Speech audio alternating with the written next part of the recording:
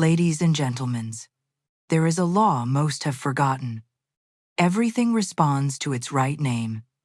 Animals, people, even money. Call a dog, and it runs to you. Call money, and it does the same. Yet most people never speak its true name. They speak fear instead. They speak doubt instead. And then they wonder why money does not appear. Tonight, I restore to you the forgotten law of naming. In this lesson, I will show you how to speak to money as law, how to call it by its right name so it cannot escape you.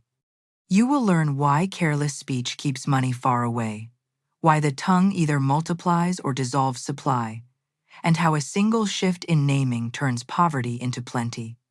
By the end, you will not only know the word to call money, but the spiritual law that forces it to obey. You may have tried budgeting, scrimping, even begging God for supply, yet the bills keep mounting and the worry grows.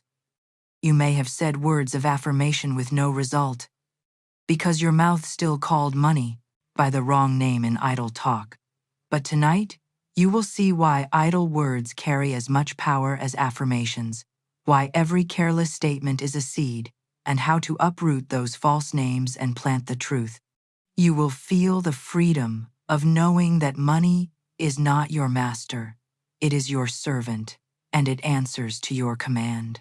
In this teaching, I will uncover the forgotten law of naming, why words attach vibration to money, why the subconscious repeats whatever name you give it, and how to speak so that supply must rush to you.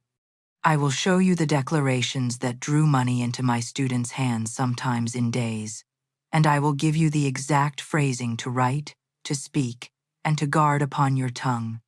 We will expose the false names, scarcity, difficulty, expense that bind money away from you, and we will replace them with truth.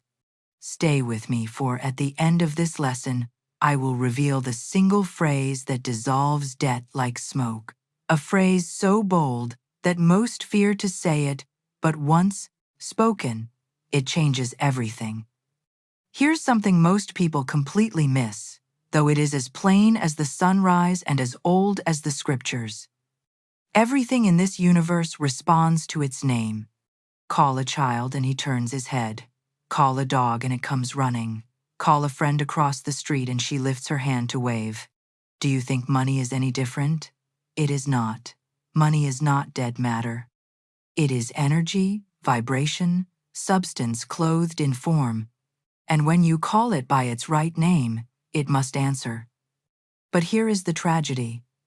Most people never call money by its name. They call it by false names, scarcity, expense, burden, difficulty, and then they wonder why it hides.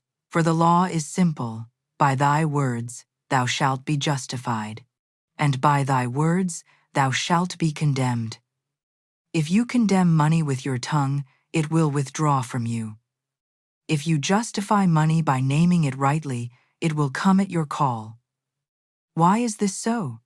Because the subconscious mind is like a photograph recording. Every word you speak, every phrase you repeat, every label you attach.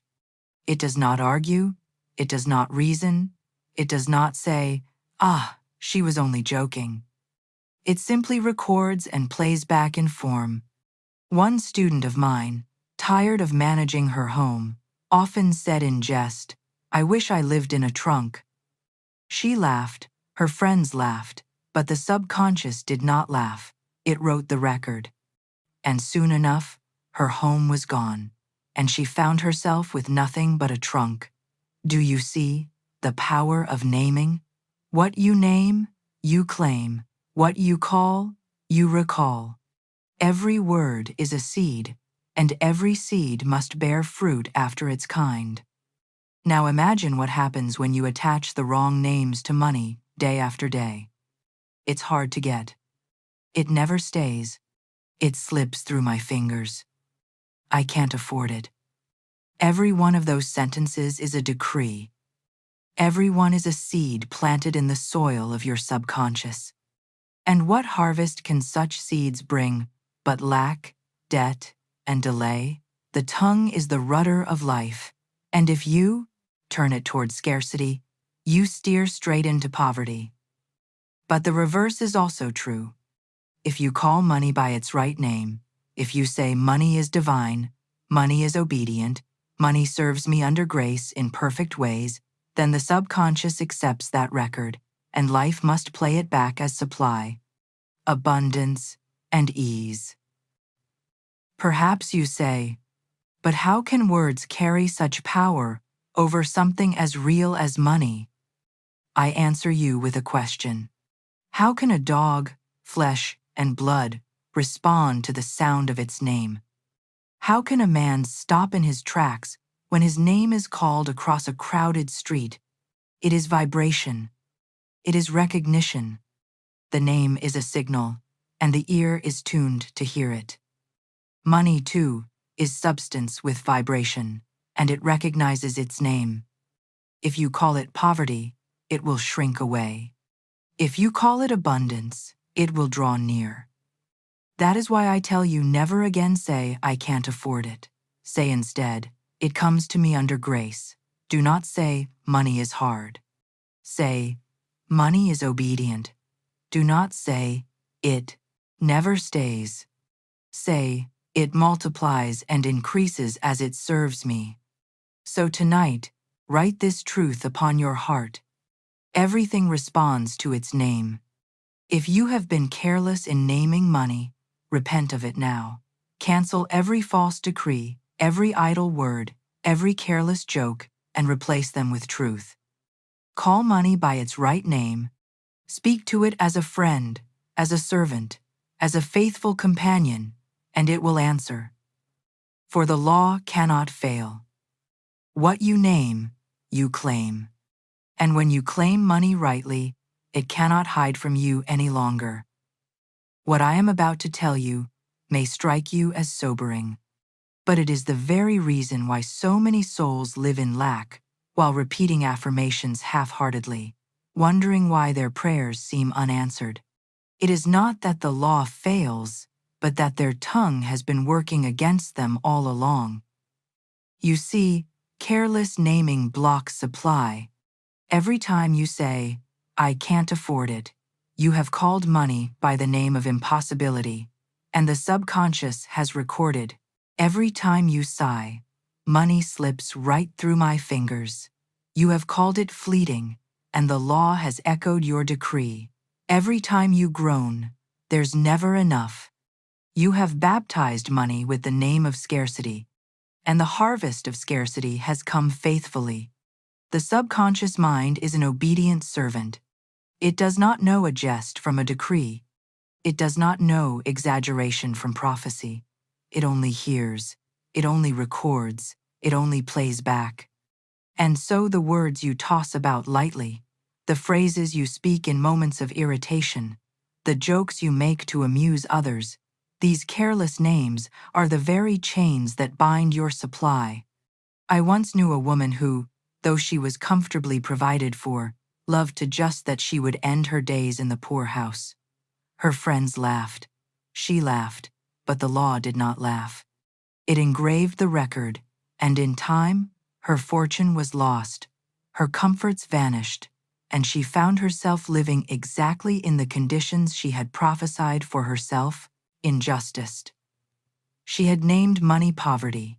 She had named money loss, and money obediently answered to those names. Another student of mine continually spoke of how everything is so expensive. Nothing is within my reach. She did not realize she was pushing supply further and further from herself.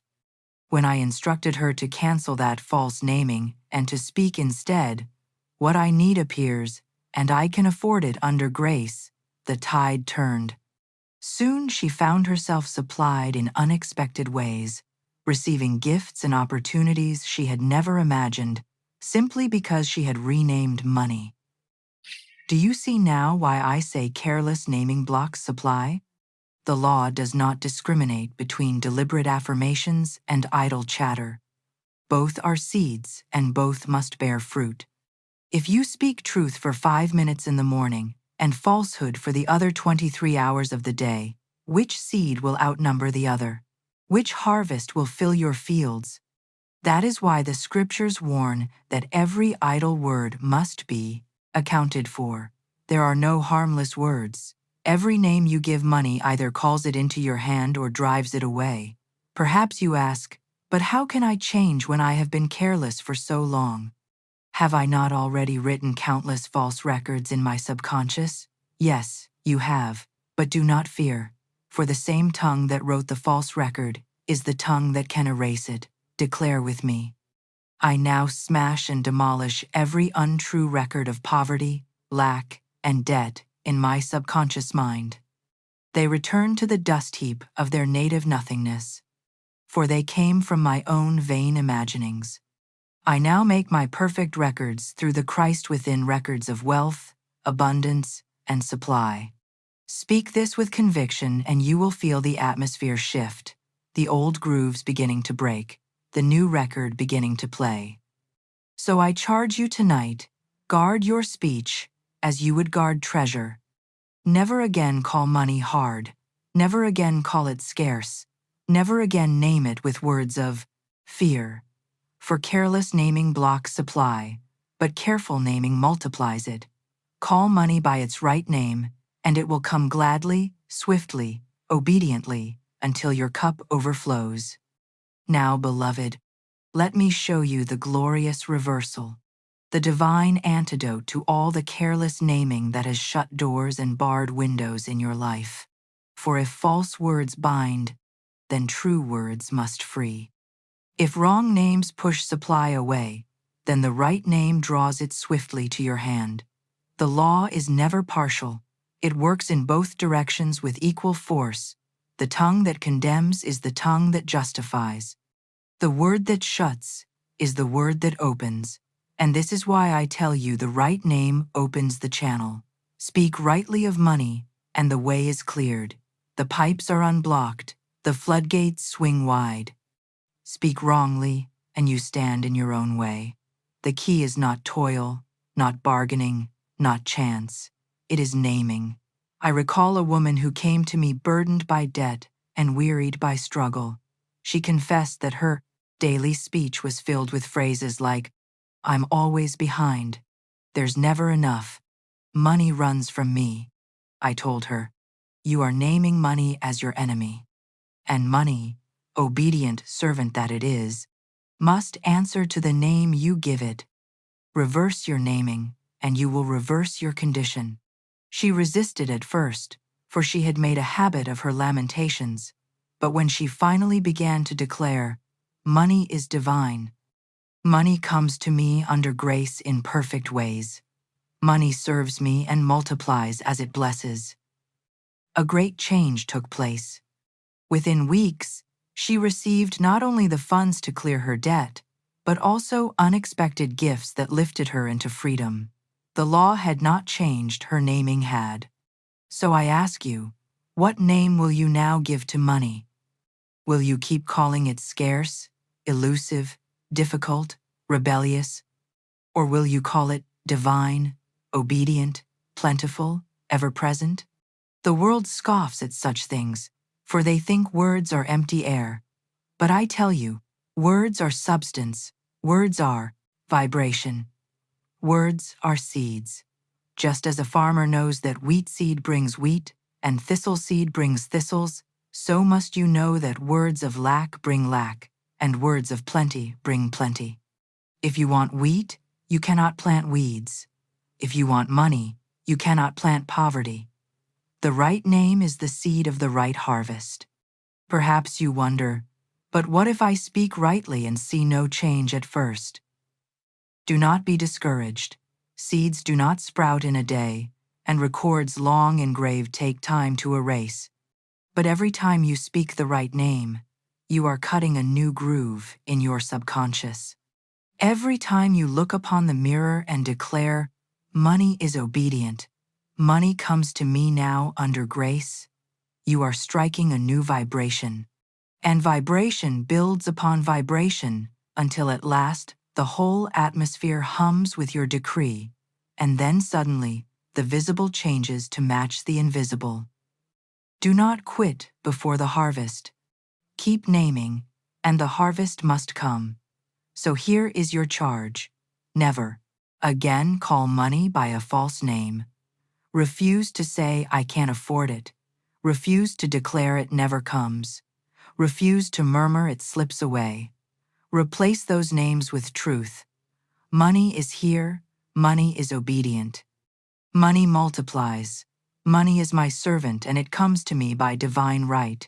Write these words, speak them, see them reflected back at you on your mirror, and watch the channels open. You will marvel at how swiftly supply flows when it is no longer chained by your tongue but loosed by your decree. The right name opens the channel, and once the channel is open, no man, no circumstance, no condition can shut it again. Here's something most people never realize until it has already chained them hand and foot. Debt is not first written in ledgers or signed on paper. Debt is spoken into existence by the tongue. Every sigh of I can't afford it, every lament of I owe and I'll never catch up, every complaint of there's always more month than money. These idle words are the chisels that carve debt into the stone of your affairs. The subconscious, that faithful servant, takes down each phrase like a stenographer, recording without judgment, replaying without pause. And when enough of these records pile up, they form the conditions you now call your financial reality. The bill collector, the empty purse, the mounting balance, these are but the echoes of words long spoken and never revoked. I once counseled a man who lived in perpetual debt. He worked tirelessly, earned well, yet could never get ahead. When I listened to him speak, I understood why. His conversation was filled with phrases like, I'm always behind, I owe everybody, I'll die in debt. His subconscious had been fed this diet for years, and his affairs mirrored it perfectly. I told him, you are naming yourself Dare, and life is merely honoring the name you gave. He was startled, for he thought his speech harmless. But when he dared to change his words, when he began to declare daily, God is my supply, I live in abundance. I pay all men and all men pay me. I am free from debt by divine right under grace in perfect ways. The tide turned. Opportunities arose to clear what was owed. Unexpected checks came. His income increased, and within a year he was free. His condition had been debt, but the root had been words. When the words changed, the condition had no choice but to follow. Do you see, beloved, why idle words are never idle? They are seeds, and seeds must sprout. The field of your life cannot remain bare. It will bear fruit after the kind of seed you sow. Sow lack, reap lack. Sow debt, reap debt. Sow abundance, reap abundance. The farmer who plants thorns cannot protest when his field pierces his feet. The man who SWS idle words of poverty cannot complain when his affairs bleed him dry. The harvest is only the echo of the seed. Now perhaps you say, but I was only joking, only exaggerating, only expressing my feelings. The subconscious does not laugh. It does not weigh sincerity. It does not check for irony. It only records. It only plays back. That is why the scriptures declare, by thy words thou shalt be justified, and by thy words thou shalt be condemned. It is not the word you mean, but the word you speak that shapes your world. This is why debt so often multiplies, not because money is lacking, but because men multiply the wrong decrees with their lips.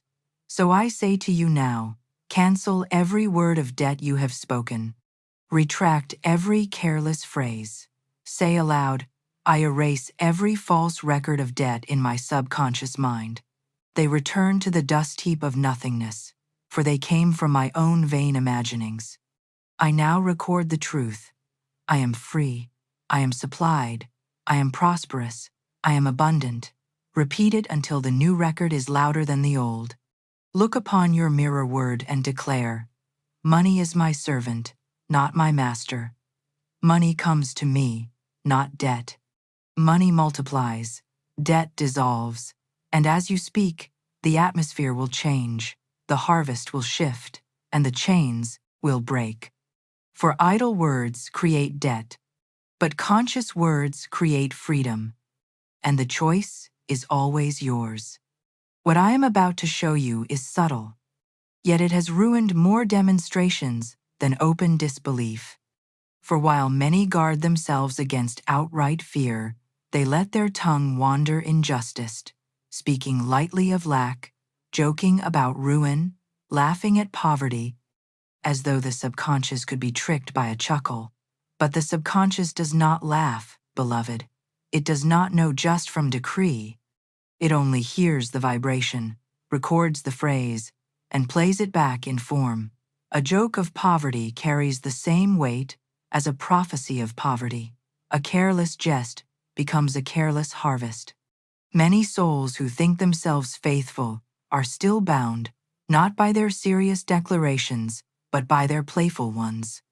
I once knew a woman who lived in comfort, but constantly amused her friends by saying, I suppose I'll end in the poorhouse yet. She laughed, they laughed, but life did not laugh. The record was cut. Years later, her fortune dwindled, her comforts vanished, and she lived in conditions that mirrored her jest. She had spoken her own prophecy under the mask of humor. Another student often exclaimed, I'm so broke, it's a joke. Her friends took it lightly, but her affairs grew ever tighter until she finally came to me weary with lack. I told her, stop calling poverty a joke. Name money rightly, call it abundant, call it obedient. Call it yours by divine right. When she obeyed, when she struck those false phrases from her tongue, the tide began to turn. The joke lost its power because it was no longer spoken. You see, jesting is often more dangerous than deliberate confession because it slips past your guard. You would not dare to say with solemnity, I will end in poverty. But you might say it with a laugh, and the subconscious, ever faithful, makes no distinction. It engraves the decree and brings it into form. The law is no respecter of persons. It is no respecter of tone. Whether you laugh or weep, whether you speak in earnest or in play, the vibration is recorded and must return. That is why the scriptures warn us that every idle word must be accounted for. Even the lightest jest is not idle in spirit. So I tell you plainly, never jest with lack. Do not call yourself broke even in play. Do not exaggerate your burdens for humor's sake. Do not weave poverty into your jokes or sprinkle despair into your laughter. For justicing that binds is justicing that plants seeds you do not wish to harvest. Replace it with joy rooted in truth. If you must justice with abundance, say, I'm so supplied that even my shadow multiplies coins. Say, money rushes to me so quickly I must laugh to keep up. Let your humor be in harmony with truth, and it will plant only good. Guard your lips, beloved, for every word is law, whether whispered in sorrow or shouted in justice. And once you know this, you can no longer plead ignorance. Choose your words as you would. Choose jewels. Do not throw them away for a laugh that costs you dearly. Speak with joy, yes, but joy rooted in truth, not mockery of your own abundance. And you will find that laughter instead of binding becomes liberating because it is aligned with law. Beloved, what I tell you now may be the greatest safeguard of your entire demonstration. For once you grasp it and practice it faithfully, you will never again sabotage your own prosperity. It is this: you must guard your tongue, for the tongue is both sword and scepter. It wounds when used carelessly, but it rules when wielded with mastery. The tongue is the rudder of life, as James declared.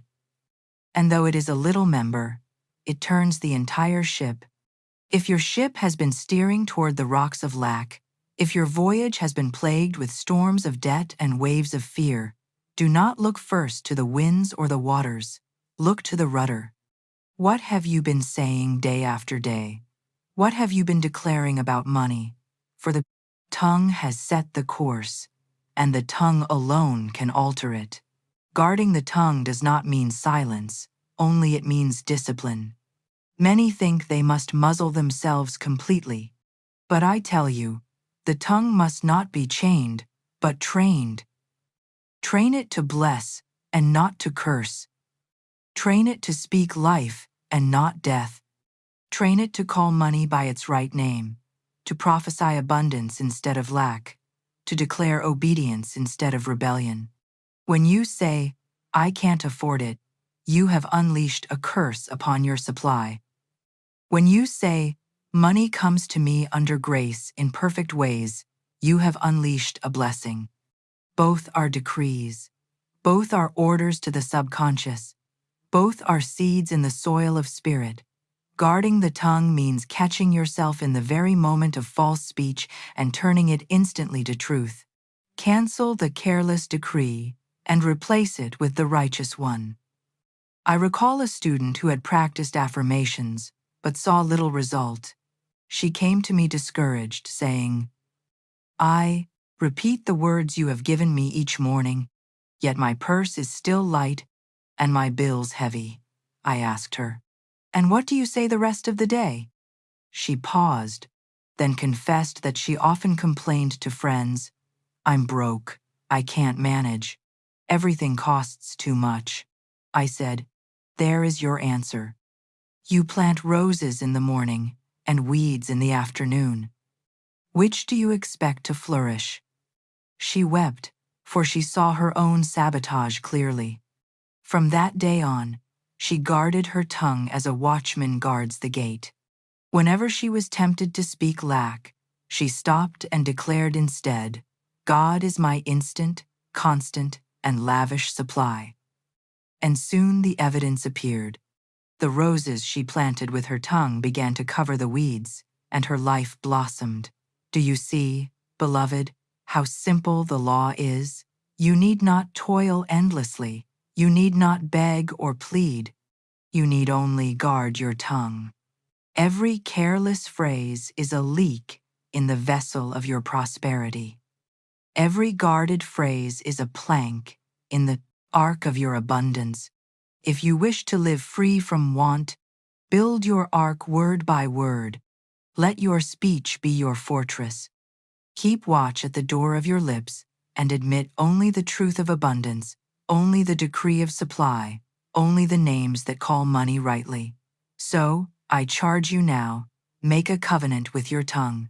Say, "I will no longer speak of lack. I will no longer joke about poverty. I will no longer call money by false names. My tongue is consecrated to truth. It speaks life, not death. It speaks abundance, not lack.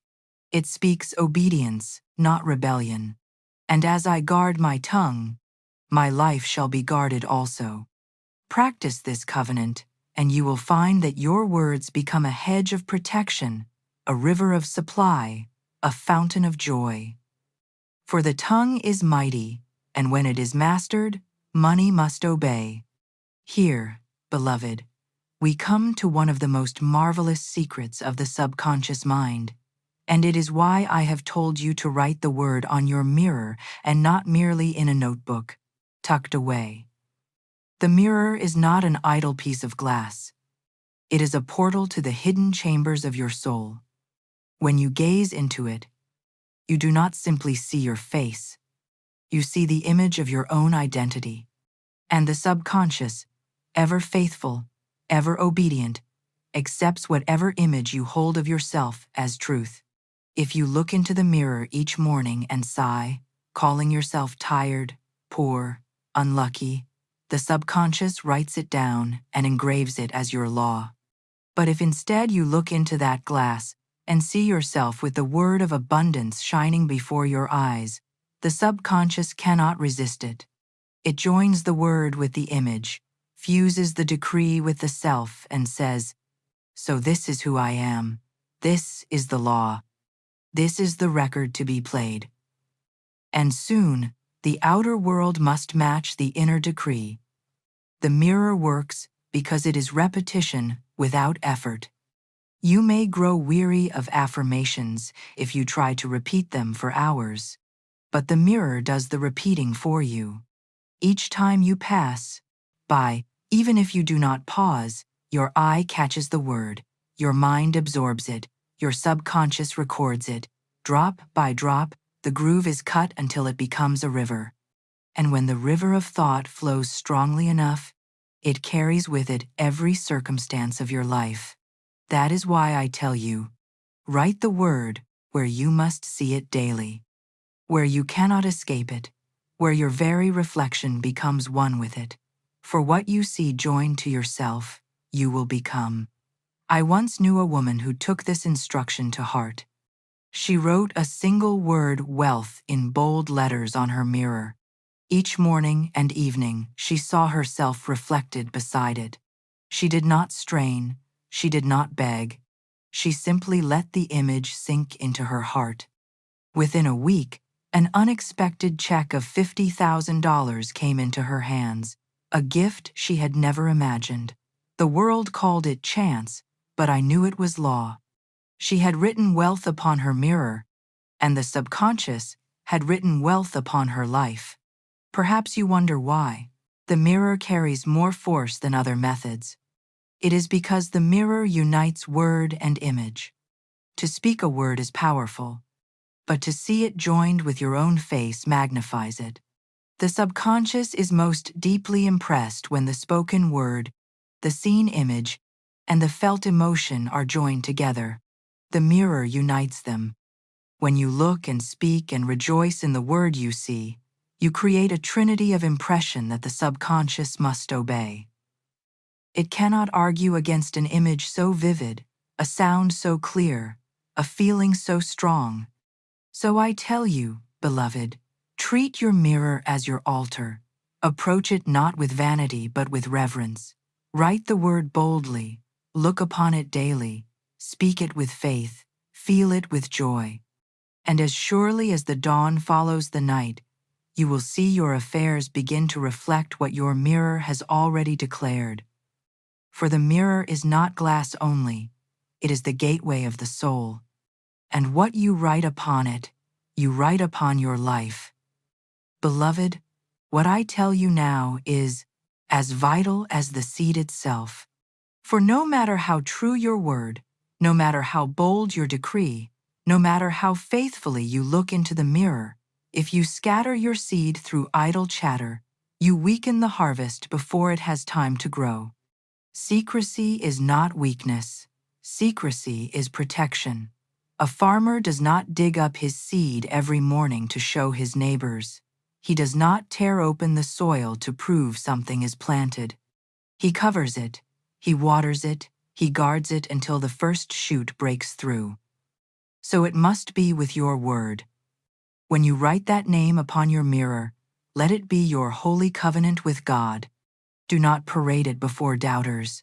Do not hand it to scoffers. Do not invite the cold winds of envy to blow across it. Keep it sealed. Keep it sacred. Let it rest hidden in the soil of your subconscious until the time of manifestation. I once counseled a woman who was eager for prosperity. She learned an affirmation and began to speak it, and soon enough she felt the stirring of faith. But she could not resist telling her friends. She spoke of it at every gathering. "I am speaking the word for money," she would announce as though their approval could add strength. Instead, what did she reap? Raised eyebrows, mocking smiles, questions like daggers. Do you really believe that works? How much have you gotten yet? Isn't it foolish to expect such things? Each word of doubt struck her subconscious like frost upon a tender plant. Her faith withered. The decree lost its vibration. Nothing came. But later, when she learned the power of silence, when she held her decree close like a treasure, she saw the harvest ripen. Secrecy had protected the seed. and the seed bore fruit.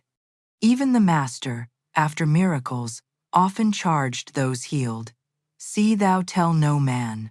Why? Because a harvest too tender to withstand the voices of unbelief must be shielded. Premature testimony invites interference. Once the fruit is visible, no word of doubt can erase it. But before the sprout appears, one careless suggestion can weaken the root. Secrecy is the fence around your garden. It is the hedge that guards your word while it takes root.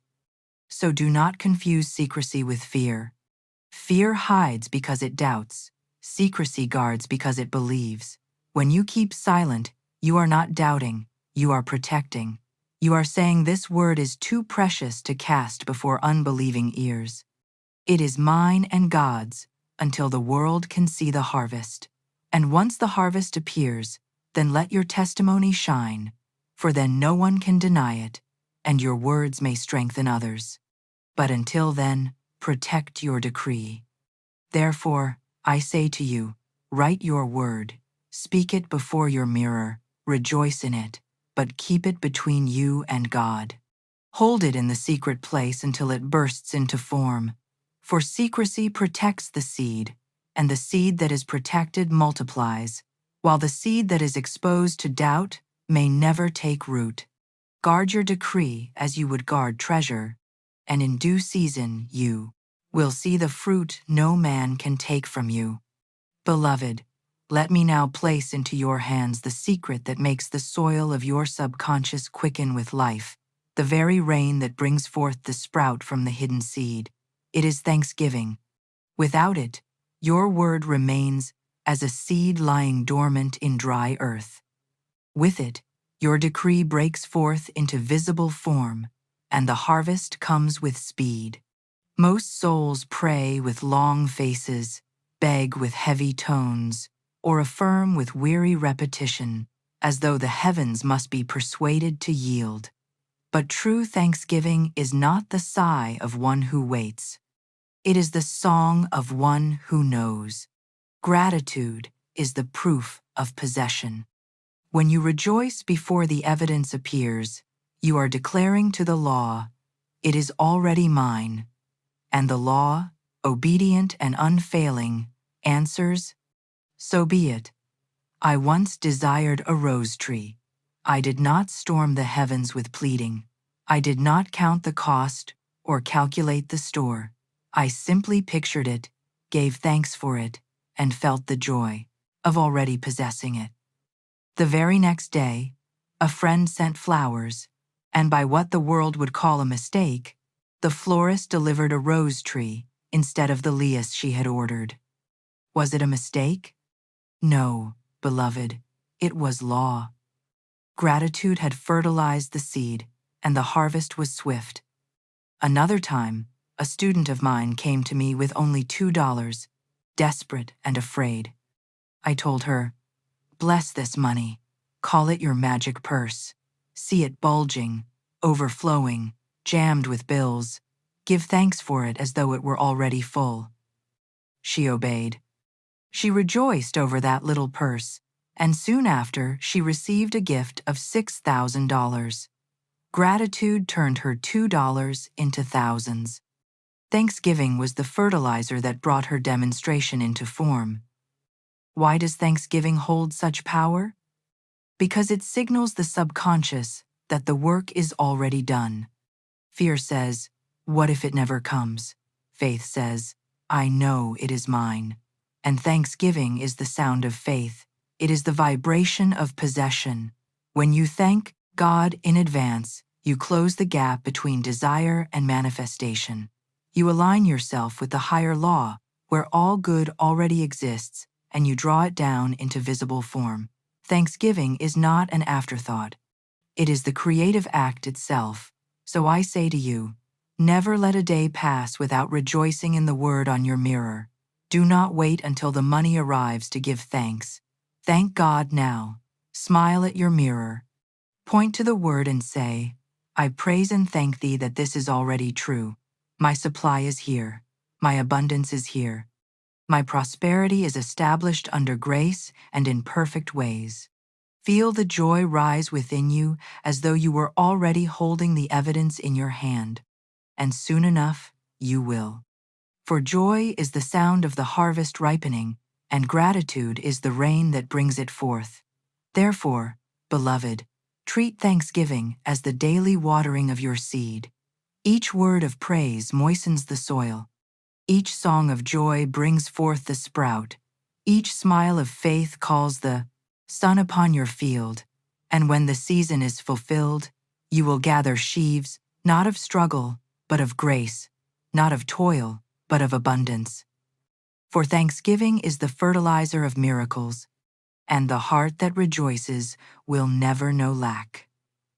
Now, beloved, let me draw the circle complete. For you must see with clarity that the word written on your mirror is not meant to remain as something outside of you, separate, foreign, waiting at a distance to come nearer. No, the true secret of demonstration is this: the word and your very self must become one. Until you see the word as your own name, until you claim it as your very identity, you will treat it as something to be chased, something to be begged for, something to be hoped for. But when the word becomes flesh in your consciousness, when you can look into the mirror and say with unshakable calm, "That is who I am," then the unseen hastens to clothe itself in form. For the subconscious does not resist identity, it embraces it magnifies it insists upon it. Whatever you name yourself, life will echo back to you. This is why the mirror is such a holy tool. It forces you to look upon yourself with the decree beside you. It fuses your reflection with your affirmation. You do not merely say, "Money serves me." You see yourself with those words written above and the subconscious records. This is me. This is who I am. A man who sees himself as poor will never be rich, though he toil day and night. A woman who sees herself as lacking will repel abundance, though others pour gifts at her feet. But the one who looks upon herself and says, "I am abundance, I am prosperity, I am the channel of divine supply," will see every circumstance bend itself to that picture. The identity and the word become one, and once they are fused, they cannot be torn apart. I recall a student who was weary of failure. She had spoken affirmations before, but always in a way that made them sound separate from her. Money will come, prosperity is near, supply is possible, and the law answered weakly, for her words carried no identity. I instructed her instead to stand before her mirror and declare, "I am prosperity. Money serves me now. Abundance is my name." At first, it felt strange to her, even presumptuous. But day after day, as she gazed into her own reflection, the strangeness faded and the identity grew. Soon she no longer hoped for prosperity. She lived it inwardly. And in short time, outwardly her affairs rearranged themselves. Opportunities came, debts dissolved, her purse overflowed. The word had ceased to be a phrase, it had become herself. So I ask you, what name are you wearing? When you look in the mirror, do you call yourself poor, struggling, unlucky? Do you attach to your own soul the names that bind money away from you? If so, you must strip them off like filthy garments and clothe yourself in truth. Write the word boldly, stand before it daily, and declare, "This is me, this is my name. I am abundance. I am prosperity. I am supplied by divine right." Do not say it as if you are pleading for a visitor to arrive. Say it as one announcing a fact. Say it as one who knows. For when you know, the law has no choice but to reflect your knowing in the world around you. Identity is the strongest decree you can ever speak. You may affirm for hours that supply will come. But the moment you declare, "I am supply," and believe it, the demonstration rushes to appear. The world outside must conform to the world within. As you see yourself, so shall it be. So let the word on your mirror and the image in your glass become one. And when they are fused, when no separation remains between the decree and the self, then you will live in a world where abundance is no longer a hope but a fact, not a visitor but a name, not a dream but your very identity. Beloved, here we arrive at the great shadow that has robbed more men and women of their supply than any outer thief, and it is this fear. Fear is not an idle feeling, a passing mood to be brushed aside as harmless. No, fear is inverted faith, a false decree clothed in trembling, a prophecy spoken against your own good. Every fear is a command sent to the subconscious.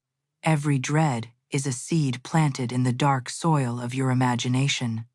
Every what if is a name you give to evil, and the law which knows no just and makes no exceptions must record it. Fear is a false naming, and when you call money with the voice of fear, you do not call it as friend or servant. You call it as enemy, as absence, as lack, and money faithful to the name you give obeys. I once knew a man who so feared a particular disease that he studied it constantly, rehearsed its symptoms in his mind, and spoke of it often to those around him. He did not realize he was naming it again and again, baptizing his body with its image. The subconscious, ever obedient, etched that record deep, and in time, his body manifested the very illness he had feared. He called it into form by the false decree of fear. Another woman, though longing for supply, was haunted by the words, "It will never come, I will be left without." Every glance at her purse was a fearful decree. Every sigh over her bills was an invocation of lack. And so lack remained with her faithfully, answering to the name she had given it. Do you see now why fear must be treated not as a feeling, but as a command? Each time you say, "I fear I won't have enough," you are handing poverty its marching orders. Each time you declare, "I'm afraid this will fail," you are inviting failure to sit at your table. Fear is not silence. Fear is speech, and speech is law. Therefore, fear is the false decree that shapes false conditions. But fear is the mercy of the law. Just as a false decree can shape poverty, so a true decree can dissolve it. Fear may have built walls, but faith can shout them down. Fear may have sown weeds, but faith can plant wheat that chokes them out. Fear may have recorded a false name, but faith can erase and rename. You need not remain bound by the decrees of yesterday. You can cancel them in an instant. Speak boldly. I erase every false decree of fear. They are powerless. They are nothing. I now declare only truth. I am supplied. I am abundant. I am fearless in the law of good. When you speak this, you cut a new record, and the false one begins to fade. So I tell you, do not treat fear lightly. Do not let it masquerade as harmless. Recognize it as the false decree it is, and cancel it on sight. Replace it with faith, with truth, with bold words of supply. Refuse to call money by names of dread, and begin to call it by names of joy. For as surely as fear has answered you with lack, faith will answer you with abundance. The choice is yours, and the law will fulfill whichever decree you give. Beloved, now that we have unmasked fear as the false decree, let us rise into the luminous truth that casts out fear forever. For fear cannot stand in the presence of its opposite. That opposite is faith. And I tell you plainly, faith is not strain. It is not tension. It is not a fevered effort to believe what you secretly doubt. Faith is the calm recognition of truth, the steady agreement with God. Faith is the hand that signs the contract heaven has already drawn up. It does not create the supply. It agrees that the supply is already finished. It does not force the harvest. It declares that the harvest is already ripe. Faith says yes to what God has already decreed. You see, the whole world teaches that life is uncertain, that money is hard, that men must strive and sweat to gain a crumb. But faith looks above appearances and says, I agree with the law of abundance. I agree with the truth that God is my supply. I agree with the eternal design that what is mine by divine right cannot be withheld. That agreement is the vibration the subconscious cannot resist. It records the decree and rushes to play it back in form. This is why idle affirmations often fail. The lips speak the words, but the heart still agrees with fear. The subconscious always obeys the deeper agreement. I once counseled a woman who lamented, I say my affirmations, but nothing comes. I asked her, what is the agreement of your heart? She confessed that each time she spoke of abundance, she also thought of her unpaid bills, her empty purse, her fear of loss. She was speaking supply, but agreeing with lack. I told her, do not merely recite words. Shift your agreement. Say, God is my unfailing supply. I am one with his abundance. I thank thee. It is done. And do not speak it as though you are trying to force it. Speak it as one agreeing with what already island. She obeyed, and the miracle followed. Unexpected funds came, her bills were cleared, and her joy returned. The law had answered her agreement. Faith is not blind. It sees with the inner eye. Faith does not deny the appearance. It declares the higher truth. When the outer cries, there is not enough, faith answers, there is always enough.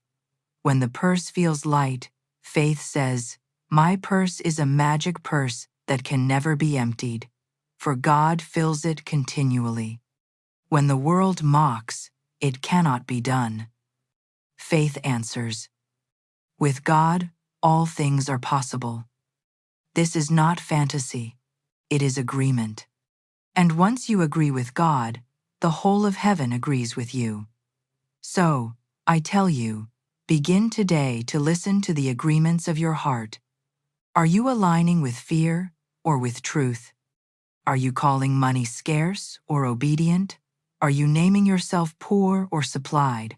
Cancel the false agreements and speak the truth. Declare, I agree with God that money is mine by divine right. I agree with God that supply is endless. I agree with God that abundance comes to me under grace in perfect ways. Say it until it becomes your nature.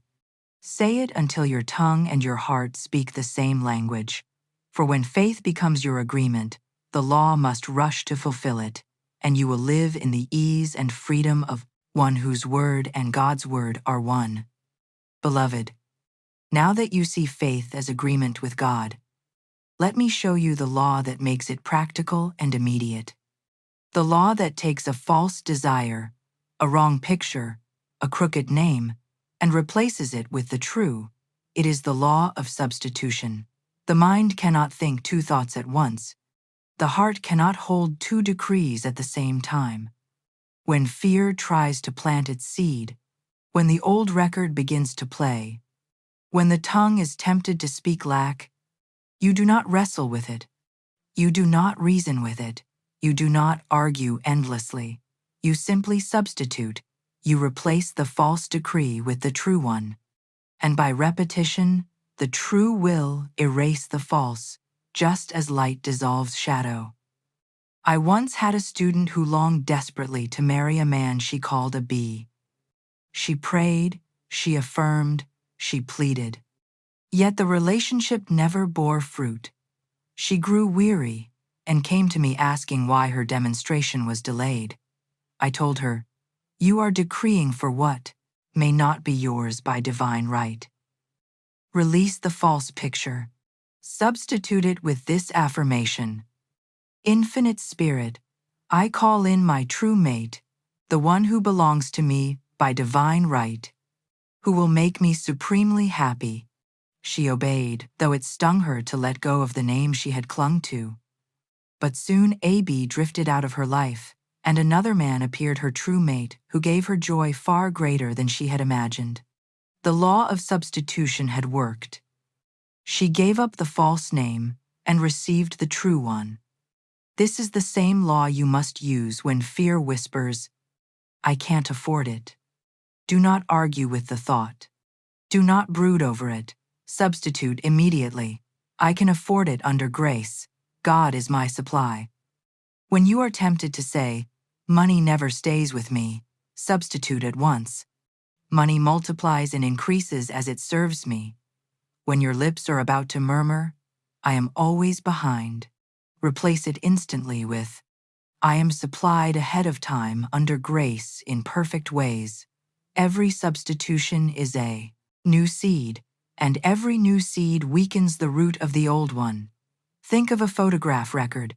Once it is etched, it will play the same tune endlessly. But if you cut a new groove, the old song is drowned out, and the new melody fills the room. The subconscious works the same way. Every false decree has etched its groove. But when you speak the new word, when you substitute faith for fear, abundance for lack, obedience for rebellion, you are cutting a new record. Soon enough, the old one crumbles, and the subconscious can play only the melody of truth. So I say to you, never argue with fear, never plead with lack, never try to fight shadows. Substitute instead. Replace the false name with the true one. Replace the crooked decree with the straight. Replace the wrong image with the right. Do this again and again, and you will find your inner life filled with light, your outer life filled with abundance. The law of substitution is the mercy of God, for it allows you to erase in a moment what you may have spoken for years. Use it faithfully, and you will see how quickly the crooked paths are made straight and the false names are forgotten while only truth remains. Beloved, now we come to the moment when all these truths must be set to work against the last and greatest obstacle that so many face, the towering wall of lack. For lack rises like Jericho, with stones of fear stacked upon stones of doubt, mortared together with years of false decrees until it seems no power can bring it down. But I tell you, lack is not substance. It is shadow. It is a false picture built on false words. And when the true word is spoken with faith, the wall cannot stand a moment longer. The children of Israel did not take Jericho by hammer and chisel. They did not climb ladders or throw themselves against the stones. They circled in silence, gathering power. And when the moment came, they lifted their voices in a shout, and the vibration of that shout toppled the walls flat. So must you do with lack. Do not batter yourself against it with toil. Do not bleed your hands upon its stones with endless struggle. Stand before it in silence, gather the power of your decree, and then shout the truth until the wall crumbles into dust. I once instructed a woman hemmed in by endless postponements. Every door she knocked on seemed locked, every promise broken, every opportunity delayed. It was as though life itself conspired to hold her back. I told her to declare, "The walls of lack and delay now crumble away, and I enter my promised land under grace and in perfect ways." She wrote it, she spoke it, she pictured herself stepping over the rubble into the land of her good, and soon enough, the very opportunity she had been denied was offered freely, and all delay dissolved. The wall had fallen. Not by force, not by manipulation, but by decree. This is why I tell you, never accept lack as permanent. Never look at the wall and call it immovable. Never name it as your master. For the moment, you do, you strengthen it. Instead, look upon the wall and say, "You are nothing, you are false, you are already fallen." Call it crumbled, call it dust, call it gone, and the subconscious will obey. Speak abundance into the very face of scarcity, and scarcity will yield. Perhaps you say, But my debts are so high, my purse so light, my bills so many. All the more reason to shout the decree. For the greater the wall, the greater the triumph when it falls. Do not wait for the evidence to change before you speak. Speak now, declare now, shout now. The walls of lack now crumble away, and I enter my promised land. Repeat it until the vibration fills your being, until you can see with the inner eye the wall already lying flat at your feet. Then, watch as life rushes to confirm your vision. So I say, beloved, break your walls, not with struggle, but with sound. Do not lift your fists, lift your voice. Do not bruise your body, command with your tongue. For the wall of lack is not substance, but shadow. And the shadow cannot resist the light of a fearless decree. When you call money by its right name, when you shout abundance against the stones of scarcity, the walls must fall, and you will walk freely into the land prepared for you. Beloved, once the walls of lack have crumbled, you must understand the deeper truth that keeps you free. For it is not enough to tear down barriers if you do not know what to build in their place. Many are delivered from immediate want only to fall back again into struggle because they have never learned that money has its rightful place in the divine design of their lives. Money is not your master. It is not an enemy to fear, nor a tyrant to dread. It is a servant, an instrument, a tool, created to express the good that is already yours.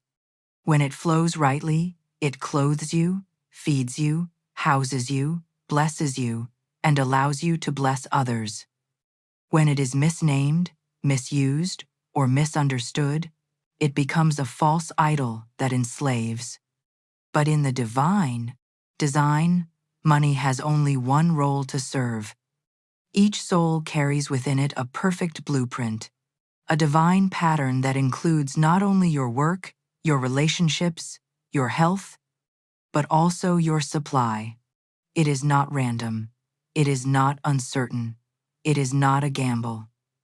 It is written into the plan of your life, as surely as the oak is written into the acorn. And when you call money by its right name, when you see it as divine substance flowing under grace, you align with that design, and money takes its rightful place as your obedient servant. The chaos ends, the anxiety dissolves, the endless chasing ceases, and you find yourself supplied in ways that are natural, effortless, and permanent. I once counseled a student who had been chasing money with desperation. She took jobs she hated, clung to people she did not love, bent herself out of shape, all because she believed money was her master. She said, "If I do not obey money, I will perish." I told her, "You have reversed the truth. Money is not your master. You are its master. You must call it back into its place." I gave her the affirmation, "Money is divine. Money is obedient. Money serves me, and it cannot enslave me." She wrote it. She spoke it. She placed it on her mirror. At first, her mind rebelled, for the old belief was strong. But day by day, the new record was cut, and soon she found herself no longer desperate, no longer enslaved. Money began to come without toil. Opportunities arose that aligned with her gifts. She discovered the joy of being in her divine design, where money flowed as naturally as water down a stream. So I ask you now, what place have you given money in your design? Have you enthroned it as master, letting it dictate your choices, your moods, your relationships? Or have you named it rightly, as servant, as instrument, as supply that obeys your word? Until you restore it to its rightful place, you will know no peace. But the moment you declare, "Money is divine, money is obedient, money serves me under grace in perfect ways," you step into alignment with the eternal blueprint. And then, beloved, money will no longer torment you. no longer flee from you, no longer bind you. It will serve you joyfully, abundantly, faithfully, as part of your divine inheritance. Remember this always. Money has no will of its own. It is not good or evil in itself. It is shaped by the names you give it, directed by the decrees you speak, guided by the agreement you make. In the hands of fear, it becomes a chain. In the hands of faith, it becomes a key. In the divine design, it is your obedient servant, and you, its fearless master. Call it rightly, and it will answer. Place it rightly, and it will remain. For money in its divine place is not a torment but a blessing, not a master but a friend, not a tyrant but a faithful helper in the great game of life. Beloved, now that you know money's rightful place in your divine design, I must take you deeper still to the very edge where most turn back in fear. For here stands the word the world has stamped with a warning: forbidden. How many treasures have been hidden behind that word? How many souls have been held in bondage by it? The world whispers, do not speak of money with reverence. Do not command it. Do not name it. To do so is forbidden. And so men and women, trembling under false teaching, live as beggars when they were born as heirs. But I tell you the truth, what the world calls forbidden is often only hidden, waiting for the faithful to uncover it. The mysteries of the kingdom are not cast before the scoffer. They are revealed to those who dare to believe. The forbidden is not denied, it is concealed. And when you walk by faith, it is unveiled. Think of the story of Ali Baba, that ancient parable dressed as a tale. The treasure of the mountain was not yielded to brute strength. No hammer could break it, no rope could pull it, no force could open the sealed cavern. It yielded only to the decree, open sesame. The world calls it legend, but I call it law. For everything responds to its right name, and treasures are unlocked by the tongue. Your own abundance is often sealed behind walls. The world calls impossible, forbidden, unattainable. But when you speak the right word, when you call money by its name under grace and imperfect ways, the door rolls back of its own accord, and what was hidden is revealed. I recall a student who trembled as she came to me. She had been taught all her life that to speak boldly of money was a sin, that to claim abundance was pride, that to command supply was forbidden. Her lips quivered when I told her to declare, "Money is divine, money is obedient, money serves me," she whispered. "Is it not wrong to speak so?" I said. "You are not commanding God. You are commanding the law, and the law is God in action. You are not seizing what is not yours. You are claiming what has been yours from eternity, what was written into your divine design. The only thing forbidden is to live beneath your inheritance." She obeyed, though she felt fearful at first. She wrote the word on her mirror. She spoke it in secret. She gave thanks before seeing. And soon the very debts that had weighed her down dissolved in miraculous ways. The law had answered because she dared to live beyond the forbidden. So I ask you, what has fear forbidden you to claim? Has the world told you it is forbidden to be rich while others are poor? Has it told you it is forbidden to expect ease instead of struggle? Has it told you it is forbidden to command money instead of chasing it? These are the lies of fear, the chains of ignorance. Cast them off. For the law is no respecter of persons, and all that the Father hath is yours. The supply of God is endless, and the door is never truly shut except by the names you dare not speak. Therefore, beloved, tonight I call you to live beyond the forbidden. Write the word upon your mirror. Call money by its rightful name. Do not tremble before shadows. Do not bow before false warnings. For the treasures of the Spirit are not locked against you. They are sealed only until faith arises to claim them. And once you dare to name them, Once you dare to command them, once you dare to live beyond the forbidden, the storehouses of heaven fling open, and you step at last into the liberty of your inheritance. Beloved, we have walked a long path together in this teaching. From the moment you first heard that money answers to its name, through the sobering truth that careless words can bind supply, into the secret of the mirror, where word and self become one, across the shadowed valley where fear masquerades as prophecy, and at last into the radiant heights of faith, substitution, and divine design. And now the only thing left is to seal the word, to press it so deeply into your heart that no doubt can uproot it, to crown it with thanksgiving so pure that the heavens must respond. To close this lesson not as an echo in your ear, but as a living decree on your tongue. For words heard may inspire, but words spoken transform. Until you speak, until you claim, until you declare, the law lies waiting. But once the word is uttered with faith, the law rushes into action, and your world begins to change. So let us do it together, here and now. Stand before the mirror of your imagination and see yourself reflected beside the decree.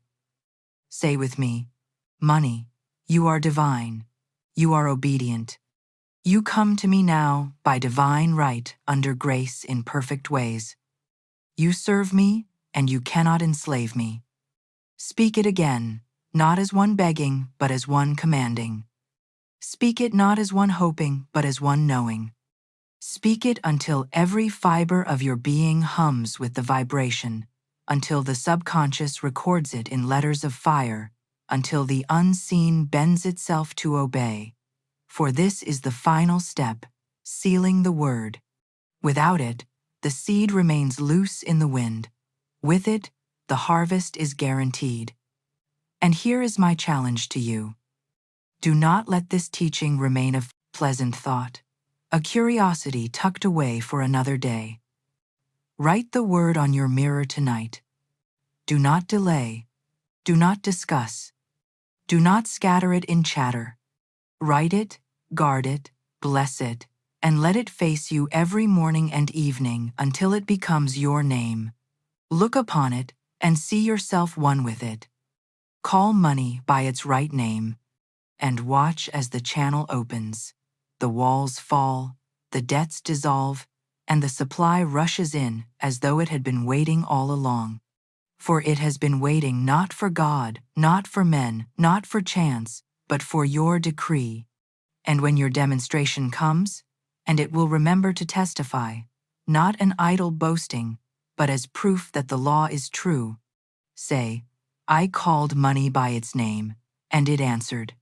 For this testimony will strengthen you for the next decree and remind you that life is not a battle of struggle, but a game of words. And the player who speaks rightly always wins. And now, beloved, I leave you with one more truth to carry you forward.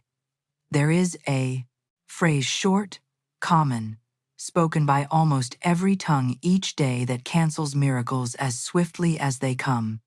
Most people use it without knowing, and with it, they drive supply away even as they call it. In my next teaching, I will reveal this forbidden phrase, the one word you must erase from your tongue forever if you wish to hold what you have called. Do not miss it. For once you know it, you will never sabotage yourself again.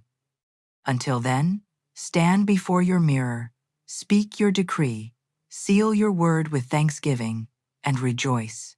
For money answers to its name, and the name you give it tonight will shape the harvest of your thank you.